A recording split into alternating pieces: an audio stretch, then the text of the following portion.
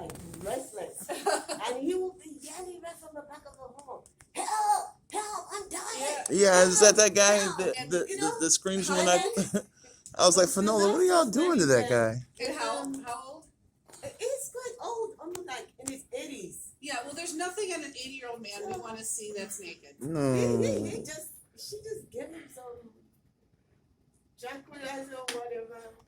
And that type of kids, if they have dementia or they're knocked him sundowning, out completely. yeah, if they're sundowning or they have dementia, that's different. But wouldn't it be nice to watch Netflix your whole shift? But it doesn't work that way. He's So the best babysitting. thing is you gotta turn off your movie, go into the room and explain why the alarm is beeping. Because you know the CNAs are doing all the work. The nurses are actually watching the movies. We know this, right? Oh yeah. Okay. Before you remove an IV, what do? You put on clean gloves. Clean gloves. Grab a pair of gloves, put on some gloves, remove the IV, right? We certainly don't go up to somebody and touch them with dirty gloves. We all certainly don't take out an IV unless we have gloves, because it might bleed. All right. So if you have a patient that suddenly experiences chest pain and dyspnea is shortness of breath or difficulty breathing, what are they doing? They're blowing off too much CO2 and they're not retaining enough oxygen. They're blowing off CO2, oxygen's going with the CO2. It quickly puts some oxygen on them. One, it helps with their oxygenation. Two, it's comforting, okay? Don't worry about your order at that point. You're going to page out for the doctor to come stat. It's okay to put somebody on 2 or 3 liters of oxygen without a doctor's order. When the doctor arrives, they're going to see that it's on there, okay? And they'll give you an order. But if somebody has got chest pain and they're really short of breath, give them some oxygen. Then you figure out what the heck is going on. Come on in. I'm so sorry. That's all right. We're only on question 8. Sit down, sister. Chill. I got here 2 minutes ago. I have also. You gotta get out of the bar before noon. It's all right. You gotta wake up before 12:30. I literally got up at 12:30. Like, Yeah, I hear you. I was like, that little sleep between I talked to you and then, yeah, it was really hard, but I took that little cat nap. Don't worry. It's just a quick review. Did everybody here sign off on the IV? No. You're the only one? Yes. So after the review, everybody else can go. Take your Qdoba if you don't mind. Actually, just throw it in the bag because I already threw a McDonald's thing in there. They complain, we'll just say, oh. We're not supposed to eat in class, but oh. So if your IV site is warm, painful, and slightly swollen, any wound, paper cut, any wound that's warm, painful, and slightly edematous is an itis, right? In this case, since we're dealing with a vein, it's a phlebitis. Phleb is vein, okay? If you suspect a systemic infection, you take somebody's temperature, all right? If they've got a fever, then the doc's gonna order labs like white blood cells, okay? Systemic infection usually has a fever, so you always take the person's temperature. If you've got a restless patient and they've got an IV, like they keep moving their arms or they're flailing or, they're in a psychotic episode, it happens all the time, you gotta secure all the connections and the tubing before you start giving them any fluids. Because once you start giving them fluids and they're restless, if you don't wrap it down or secure it, the IV is just gonna pop out or it's gonna pop out of the vein, okay? You avoid a twisted vein, a bendy area. You avoid it. That doesn't mean you can't put it in the AC, but you avoid it. If you've got a really good, nice, soft, puffy vein in the forearm, go there before you go to a bendy. But we do put veins in the bendable arm, IVs in the bendable arm. So you avoid twisted, you avoid a bendy, and you avoid a damaged vein, okay? There are some heroin users where, and before we go into the neck, the doctor goes into the neck. If there's a vein that's got a lot of scar tissue, but we can still get to it, we still use it, but that is the only case. They're heroin users and we have nothing else, all their veins that they can find are damaged. You're not giving us any options except for going in the neck. So that means that their neck and their subclavian deep down veins are the only ones they got left. So we're gonna try and go into a damaged vein, just save whatever left they have, okay? And you said that if you have to go into the neck, it's usually a certain nurse that does that, No. or we can do Nurse that? practitioner that's trained, a Okay. physician's assistant that's trained, it's almost always a physician. Okay, good. There's a lot of bundles in there, you can actually hit one of the arteries, so we don't go there. Most appropriate thing to do if an alarm is beeping on your pump is you explain to the client why. Oh, it's because you're bending your arm. Oh, it's because the fluids are empty. Oh, it's because there's air in the line, okay? The question here is the most appropriate to relieve anxiety is to talk to somebody, okay? Tell them what's going on, relieve their anxiety. And I was saying, we would love, one of the choices is giving a prescribed drink. We would love to tranquilize all our patients so they sleep all night and you can watch Netflix. And like I was saying, that would be the best job. It doesn't work that way.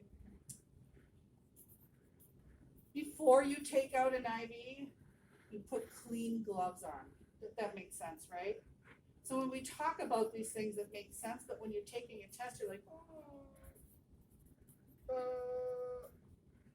you won't apply pressure to the insertion site for 5 minutes until that IV is out. And you certainly aren't gonna touch. When you remove an IV and there's chance of bleeding, you are not gonna touch that without gloves, okay? Sudden chest pain and shortness or difficulty breathing, dyspnea, shortness of breath, difficulty breathing, give them oxygen, 2 to 3 liters. They're not gonna be on it for days, it's gonna be just a short amount of time, because while you put oxygen on them, you're calling somebody else to call a team stat. Sudden onset of shortness of breath and chest pain could mean a pulmonary embolism, heart attack. Who knows? You don't know, but give them oxygen because they're gonna need it. Heparin, if you suspect a pulmonary embolism, the number one drug for that is heparin, all right? Prevent more clots from happening. TPA busts up a clot, but heparin makes it all nice and slickery in the vessels to prevent more clots. All right. Uh-oh, the nurse hung the wrong IV antibiotic. Oopsie. The first thing you do is you stop it and disconnect it, right? So the nurse that hung the wrong antibiotic obviously stopped it and disconnected it. What is the first intervention after that? You assess. Nurses assess, right? Do CNAs assess? Nope. Do medical assistants assess? Nope. Nurses assess. Doctor and providers assess. So we assess for any adverse reactions. Then we notify the health provider. Then we file an incident report. By the way, if you ever hang a wrong medication or give a wrong medication, there is an incident report that does get filed. It is not punitive. It is not so that they can say, oh, this is exactly what we need to get them fired. No, it is used as a learning opportunity, okay? If you work for a place that is constantly punitive, like constantly going, I'm gonna write you up, I'm gonna get you, that type of place, get your butt out of there. That is not good practice, that is not good nursing. The director of nursing and those in charge, if accidents happen, mistakes happen, it is a learning opportunity, okay? It does not mean you lose your job. So a nurse that hung the wrong antibiotic, has it happened? Yes, it did happen. But then you have to assess for any adverse reaction, okay? That's your patient, that's what you care about, assessing. Everything else beyond that, don't worry about it. It will all fall into place and it will be okay. An elderly person who is dehydrated, my goodness, lots of them. Once we hit over the age of 70 to 75, our thirst center depletes, okay? So we lose our urge to drink water and beverages to keep ourselves hydrated, but what we do prefer are sweets, sweet food, okay? So an elderly person who's dehydrated is extremely common. But I've tried twice now. I'm really good at IVs and I can't get it after 2 tries. Stop. Don't keep poking the person 3, 4, 5, 6 times. That's it. You're done. After 2 tries, ask another nurse to come and do it. Okay, that is the standard. We don't need to do drops per minute, right? Do we all get that? Yeah. Total volume times drop factor divided by minutes. That's simple formula. Total volume. So it's volume. So this would be 100 mil times 60 divided by 60.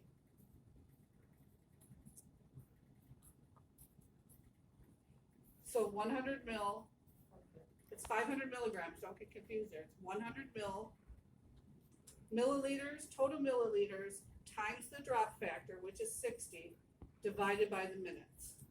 So it's 500. 500 milligrams, Times 60. that's the dose. No, you can ignore the dosage, don't look at the 500. Don't look at this, That's a Oh, okay, distractor. that's milligrams, that's weight. That's We're a looking for the 100 mil of the volume. That's an NCLEX question. That's a 100 and 100 ml times times 60, here's your drop factor, 60, divided by 1 hour. 60 minutes. Okay. Here's another one. Zantac 50 milligrams has nothing to do with what your formula need. You're just plugging in numbers. This is an NCLEX question. Don't pick 50. That's weight. That's milligram. 100 mil. 100 mil times 10. Your drop factor is 10 right here. And look at that. Your question is already in 20 minutes. You don't have to change it. So it's 100 mil times drop factor of 10 divided by 20 minutes.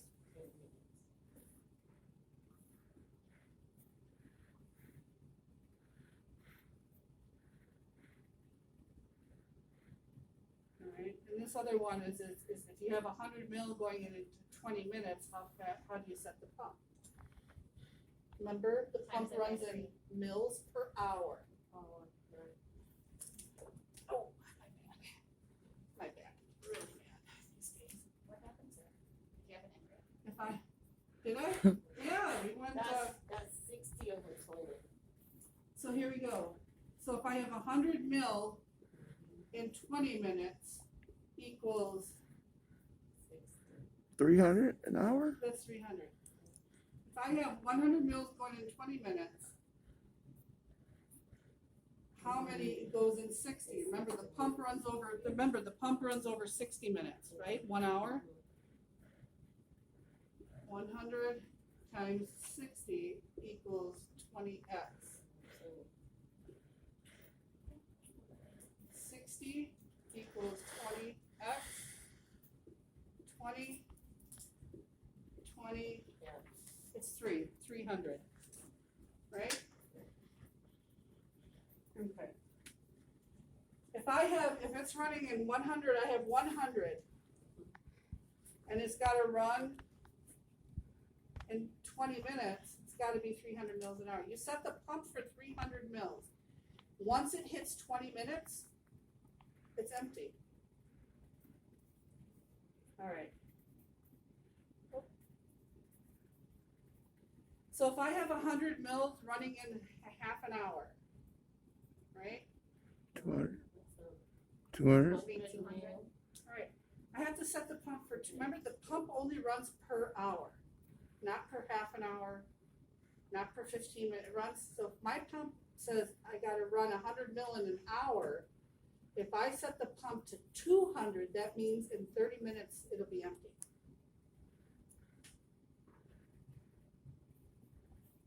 A disadvantage of IV fluids, for all the good that we get out of IV fluids, there's some bad things.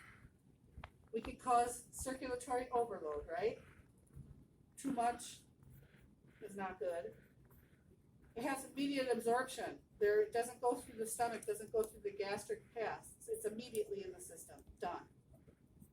We do have antagonists for many things, but that means you gotta go get the antagonist. Once you give it, it's in. Failure to maintain asepsis, okay? We could cause an infection because we're puncturing the skin, right?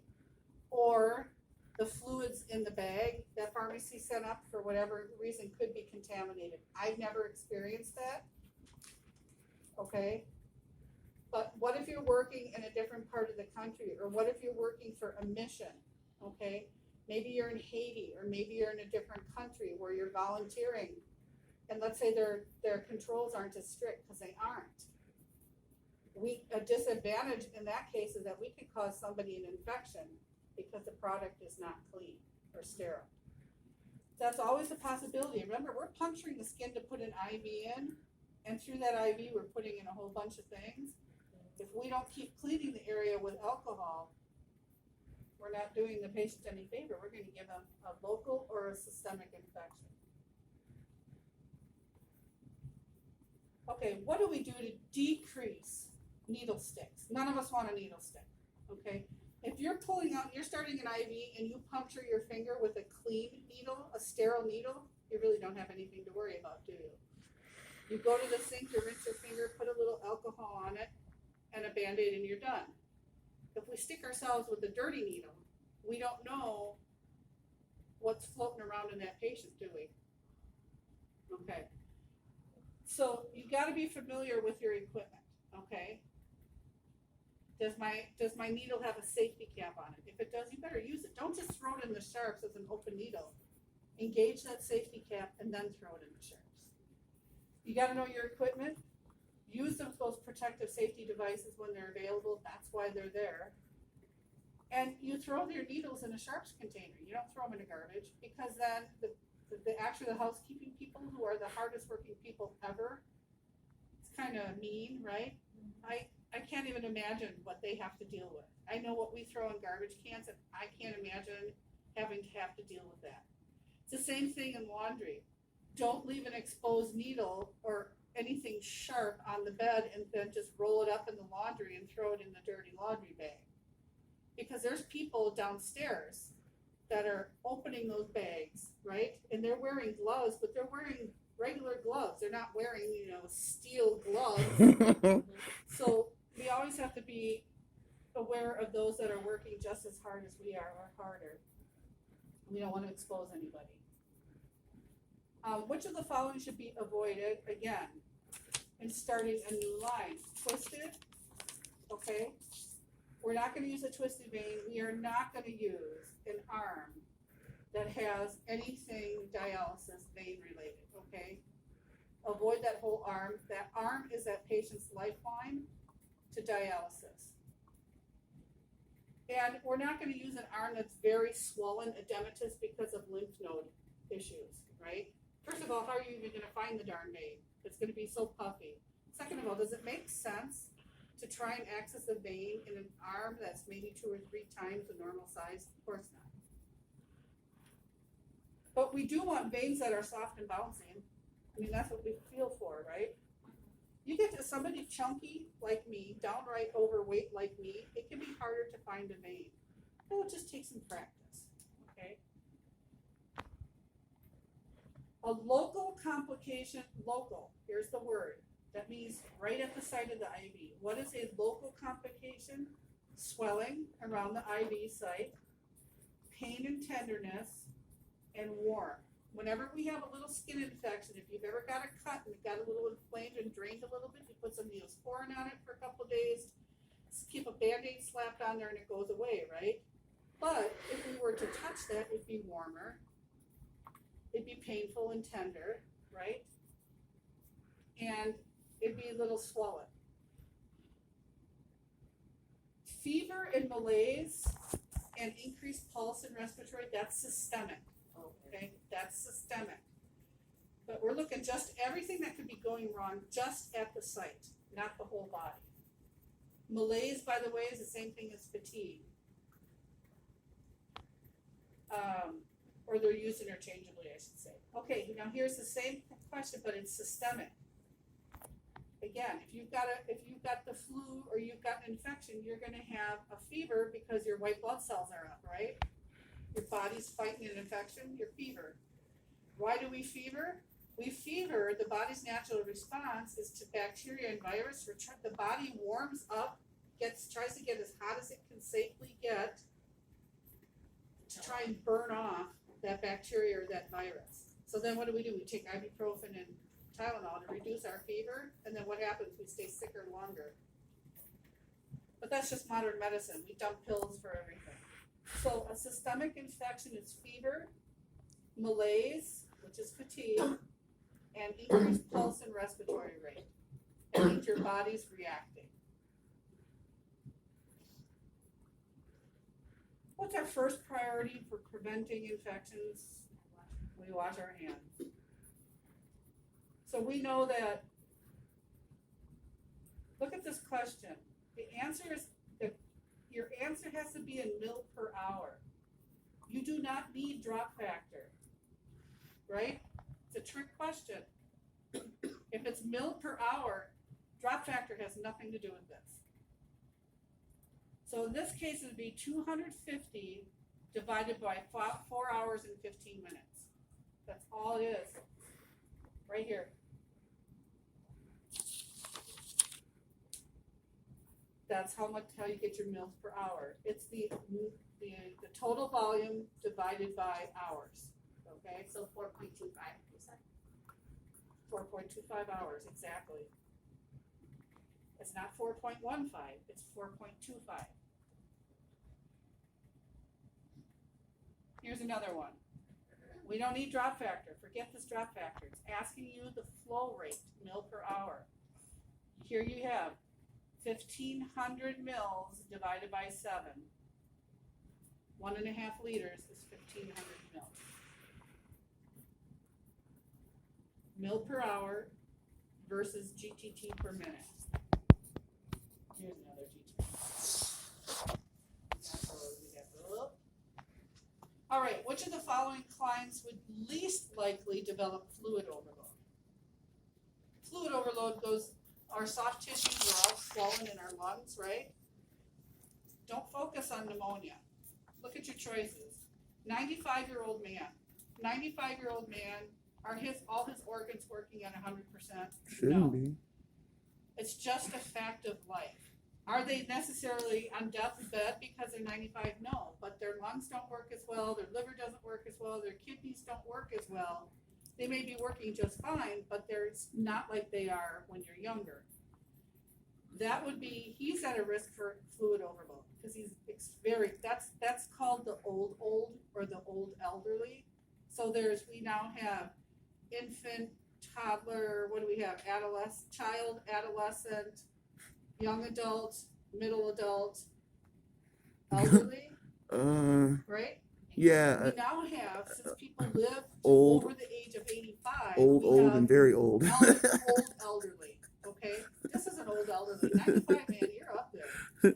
So, a 57-year-old with renal, by the way, if he's wealthy and has a lot of money, Hey. anyway, just make sure you're the beneficiary, just a little thought. Anyway, I know. chances are you don't even have to do anything with the guy. Just give him a little hug and he's over. That's about it. All right, here's a little joke off topic. Why do we give Viagra to old men in nursing homes? So they don't roll out of bed. That's funny too. Okay. I'm like, so we killed him? I don't get it. Like, I can't. That's not good for them. It's hilarious. That's funny though. Anyway. All right, 95-year-old guy. All of his major elimination organs probably are not at 100%. 57-year-old person with renal failure, their kidneys aren't working. Oh yeah, they're gonna go into fluid overload. How about a person with heart failure? Their heart's not pumping well, they're gonna go into fluid overload. The least likely person is a 29-year-old with pneumonia. Probably this often with pneumonia, we give them a dose of antibiotics in the ER, IV, then we send them home with antibiotic pills. okay?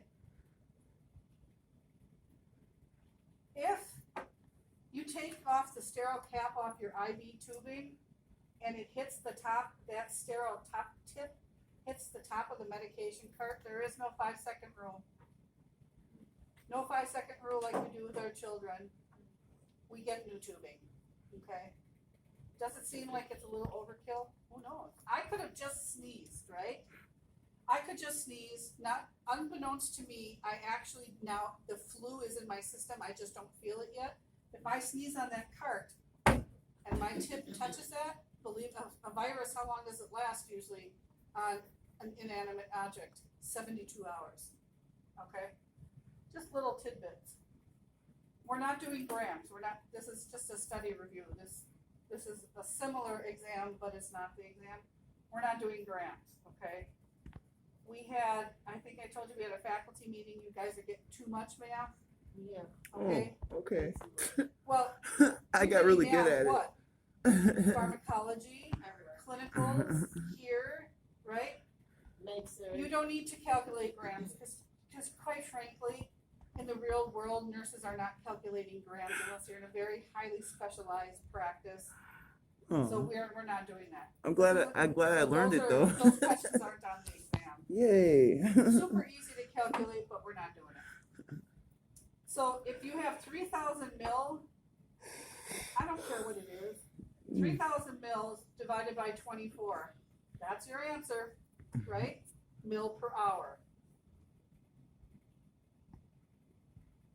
If you have 1,000 mil divided by 125, will give you how many hours, okay? I've got 1,000 mils, I'm running it at 125 an hour. Well, when is it gonna end? In 8 hours. All right. If we apply a warm, moist compress to any vein, it increases the flow of blood, doesn't it? If we apply ice to a vein, it's still flowing, but it doesn't flow as fast. We are what? Homo sapiens? We are an upright animal. We are a warm-blooded animal. If we were not, we'd all be in water. We'd be amphibians, right? So if you add something warm to a vein, it increases circulation, okay? Why is it that people we find that are 90 degrees, why do we have to warm them up, right? If you don't warm them up too fast, but why do we have to, so their blood flows, right? If you're 90 degrees, your blood's not clotting right, you're clotting, you're cold, so you're gonna get blood clots. Anyways, the purpose of warm compresses is to increase blood flow, all right? That makes sense. Here's your answer. 3 hours. If you ever get a thing that says how much longer will it run, don't write 3.5 hours, because if that point looks a little too faded, it might say 35 hours, right? The correct way of writing an answer to this type of question is 3 hours and 30 minutes. Okay, 3.5 hours is 3 hours, 30 minutes if you spell it out.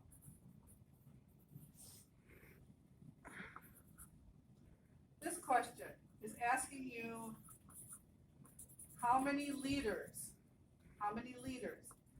If I have something running at 175 mil an hour and it's running over 24 hours, that's 4,200 milliliter, 4.2 liters. That's a lot in an hour. Who cares if it's an isotonic solution? We're just plugging in numbers because this is math, right? Will we ever give someone that many fluids? Yeah. Wow. Give IV fluids I mean, 4 liters in an hour? if they're septic or Oh, if they lost a lot of fluids during surgery. Yeah. okay. If I have something that starts at 11 a.m. and it runs for so I have 100 mil. Piperacillin tazobactam does run over 4 hours. That's a true thing. So I have 100 mil and it's running at 25 an hour. How many hours is that? 4. 100 divided by 25 is 4. If I started at 11 o'clock, remember it's military. So do we need to label the military time, like 1,500 hours, or Nope. is the 1,500? So if I started at 11 o'clock and I add 4, no, it's not 1,500 hours. Military, they say, at 1,500 hours, sir. What time will it end? At 1,500 hours. But we just write it 15. We don't write hours after it. My kids are on military Does he time know what now. this is? Hours. They get so confused when I tell them I'm gonna pick them up in 3 hours and it's 11 o'clock. That I taught them military time, so they don't know, because they're like, my son was just like So 1 yeah, o'clock, 2 o'clock. I'm like, this is not. I'm We're writing not it gonna like do this. this. Right, exactly. That's what I told him, and just What add does in the this 3. mean? Yeah. Now I have to write 1,500 hours. Okay? But if I write it 11 in, this means up, all right? And I add 4 hours, it is just understood, it's a standard, that means 1,500. 1,500 o'clock, 1,500 hours, okay? If you use this little colon here, you don't have to write hours. Ah. So the answer doesn't have the colon in it, but if we write it, are we gonna get the point for it? That is, see, that's the problem, you caught that, all right? Answer is 1,500. It should, this is fine Okay. for the exam. But And normally we would do even the- in nursing, if you wanna be technical, if it did, since it doesn't have the colon, then you should write 1,500 hours, but that's one of those things. It's supposed to be written, but it doesn't happen all the time. Okay, so either way is good. We have, okay. You're teaching a patient how to take care of their PICC line, an IV, anything, but this is a PICC line. Before you touch anything that has invaded your skin, wouldn't we just wash our hands? Even if I had a scratch, I cut myself on a knife, and it's got a scab, but it's still a little inflamed. What do we tell people? Don't pick. Don't touch it. If I need to see if it's getting hard around the wound or something, it's my own wound, I would wash my hands and then touch it, okay? Either way, you gotta wash your hands. I pick my scabs. So don't pick them. I You'll get know. MRSA up the yin yang. I know. I gotta stop. It's a nervous thing. Yeah. What is the initial response of the LPN if an IV site is swollen and tender? You got to assess them, right? What do nurses do? We assess. First, we assess the situation. We assess them. Is it just local? Or are they saying, this hurts, but I'm also feeling kind of feverish? We assess the site, we assess them, we take their temperature, right? First thing we do is assess. All right, who do you see first? You start your shift at 7:30. Good for you. That means you were up at 5 and you got a 12-hour shift. You're gonna be cranky as all crap by the end of the shift. We don't care. The day shift starts her shift at 07:30. Yeehaw, who cares? Anyways, the nurse is starting their shift. Which client do you see first? Anybody complaining of discomfort in the chest is a priority. Are they having a PE? Are they having a cardiac event? Are they have, like a heart attack, right? Is it heartburn? Is their peptic ulcer just started bleeding, right? It's in the chest. If you have a where is your stomach? Girls, on a boy you can say, girls, it's right here, epigastric, epi, high up. Right underneath where our boobs are. Is it? Is that high up? Mm-hmm. Stomach's not down here, this is all intestine. Mm-hmm. Boy, I got lots of that. This is intestine, it's right up here, epigastric. Holy shit. Yeah. Mm-hmm. Mm-hmm. So is it your heart, or is it your stomach? Right. Shouldn't I have ate that chili? Is that where Right. the top portion of the stomach has that cardiac region? It's called a Because cardiac it's like- sphincter. They touch each other? cardiac sphincter, it used to be called a cardiac sphincter when you eat and then you get the GERD, Yeah. the acid comes up. Now it's called the gastric sphincter, Oh, but you the might hear it lower called the esophageal cardiac sphincter. Why? Because it's right next, because that sphincter is here and it hurts right there. So people couldn't tell, am I having a heart attack? Or is it my cardiac sphincter? It's called the gastric sphincter now, okay? Has nothing to do with cardiac, but it can mimic a heart attack. If you've ever had some people have they come in, man, I'm having a heart attack, not at all. They're having a GERD attack, gastroesophageal reflux disease.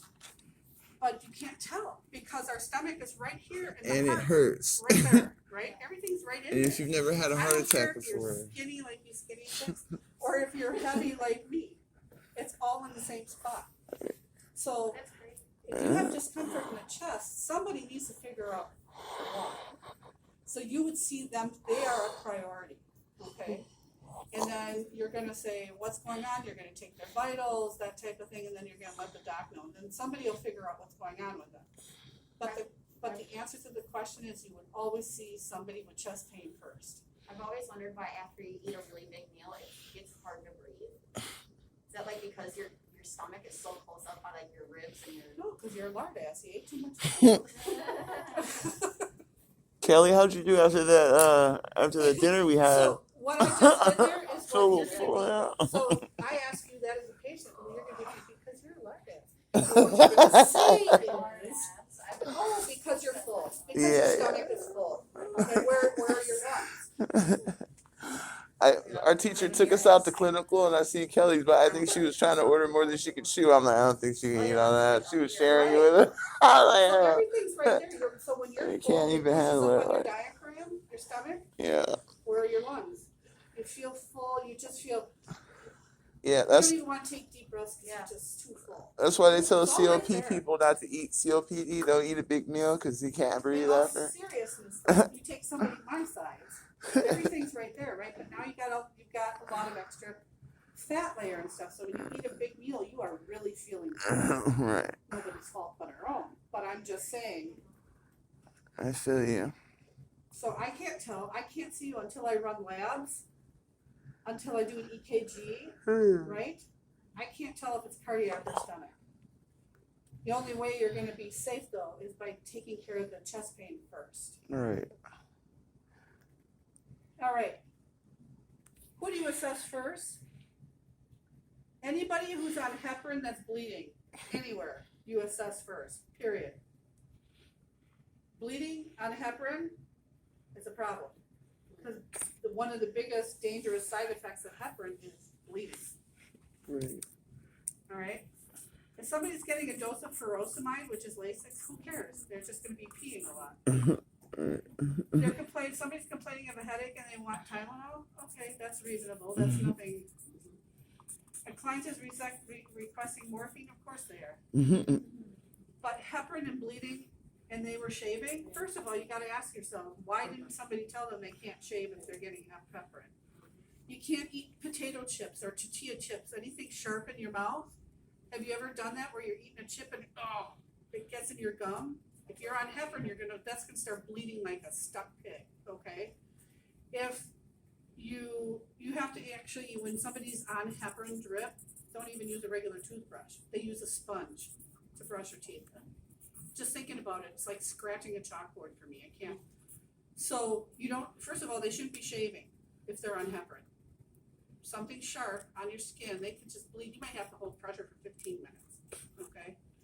No little pieces of tissue. No. That's not gonna work. They're just gonna have to go hairy. And if it's grandma who grows a beard, just put a mask on her. Who would you see first in this case? Any numbness, period. If somebody starts complaining of numbness, are they having a stroke? What's going on? Are they having a mild seizure? What's going on? Is it the IVs? Vein is resting on a nerve? That would be the nice scenario, but they could be having a stroke. Any numbness, you have to see first.